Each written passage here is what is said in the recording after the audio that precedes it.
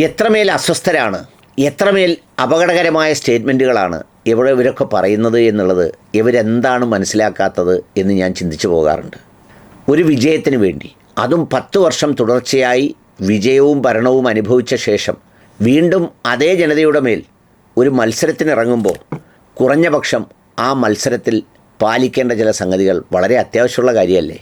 സംരക്ഷകരാണെന്ന് പറയുകയും എന്നാൽ അറിഞ്ഞോ അറിയാതെയോ വളരെ ആസൂത്രിതമായി ചില സംഗതികൾ ഇറക്കിവിട്ട് ഇതിനെ വിഭജിക്കുകയും ചെയ്യുന്ന എത്ര കുടിലമായ തന്ത്രമാണിത്. ടി.പി. രാമകൃഷ്ണൻ എന്ന് പറയുന്ന മുൻ മന്ത്രിയും വളരെ പക്വതയും വളരെ മിതമായും സംസാരിക്കുന്ന ആൾ എന്നറിയപ്പെടുന്ന അദ്ദേഹത്തിൻ്റെ ഒരു സ്റ്റേറ്റ്മെൻറ്റ് ഞാൻ വായിക്കാം. വടകരയിൽ ജനങ്ങളെ വിഭജിച്ച് നിർത്തുന്നു, ആ നാടിനെ അപകടകരമായ നിലയിലേക്ക് തള്ളിയിടാൻ ശ്രമം നടത്തുന്നു. ഒന്ന് ആലോചിച്ച് നോക്കൂ, അതാരാണ്? ഷാഫി പറമ്പിൽ വന്നതിന് ശേഷം സംഭവിച്ച കാര്യം. ഷാഫി പറമ്പിൽ എന്ന് പറയുന്ന ആളിന് ഈ വടകര പാർലമെൻറ്റ് മണ്ഡലത്തിൽ ഏതെങ്കിലും സവിശേഷമായ ജാതി കാർഡ് ഇറക്കിയാൽ വിജയിക്കാനാവുമോ? അല്ലെ ഏതെങ്കിലും കാലത്ത് ഷാഫി പറമ്പിൽ അത്തരമൊരു സംഗതി ചെയ്തിട്ടുണ്ടെന്ന് പൊതുസമൂഹം പരസ്യമായി പറയും വിധമുള്ള ഒരു ഇടപെടൽ ദൃശ്യമാണോ?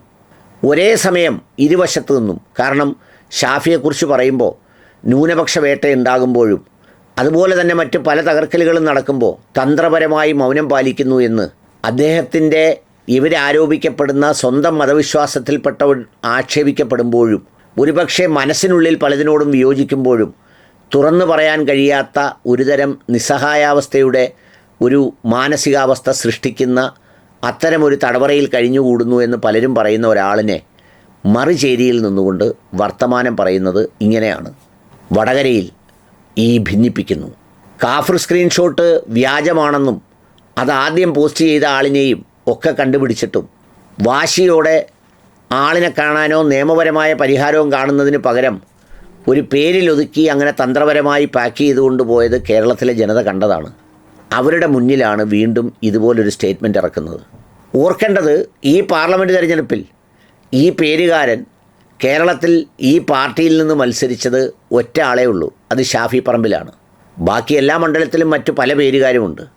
ആ പേര് പ്രതിനിധാനം ചെയ്യുന്ന രാഷ്ട്രീയമുണ്ട്, ആ പേര് പ്രതിനിധാനം ചെയ്യുന്ന ജാതിയുമുണ്ട്. അവിടെ ഒന്നുമില്ലാത്തൊരു വിഭജിക്കൽ സംഗതിയാണ് ഈ പറയുന്നത്. ഇതേ ആയുധമാണ് ജമാഅത്ത് ഇസ്ലാമിയുടെ മേൽക്കും ഉപയോഗിക്കുന്നത്. അതായത് ഇത് പറയുന്നത് കേവലം ഷാഫിയെ മാത്രമാണെന്നും ഷാഫി കോൺഗ്രസിൻ്റെ പ്രസിഡൻ്റാണെന്നും അതുകൊണ്ട് ഷാഫിയെ പറയുന്നതേ ഉള്ളൂ എന്നും ആളുകൾ വിചാരിച്ചോട്ടെ എന്നാണ് കരുതുന്നത്. അതുപോലെ തന്നെ ജമാഅത്ത് ഇസ്ലാമിയെ പറയുമ്പോൾ അത് ജമാഅത്ത് ഇസ്ലാമിയുടെ മാത്രമാണെന്നും ബാക്കി ആരെയും തങ്ങൾ പറയുന്നില്ലല്ലോ എന്നും പറയുമ്പോഴും ഇതിൽ രണ്ടിലൂടെ ഒരു അപരവൽക്കരണത്തിലൂടെ ഒരു സമൂഹത്തിൻ്റെ എതിരാളികളുടെ വോട്ടുകൾ സമാഹരിക്കാനുള്ള ഒരു അപകടകരമായ സാധ്യതയുടെ വാതായനം തുറന്നിടുകയാണ് ഈ സ്റ്റേറ്റ്മെൻറ്റുകളിലൂടെ. കഷ്ടമാണ്, മഹാകഷ്ടമാണ്, ക്രൂരമാണ്.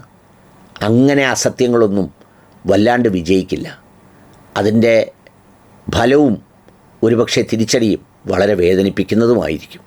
അതാണ് സത്യം.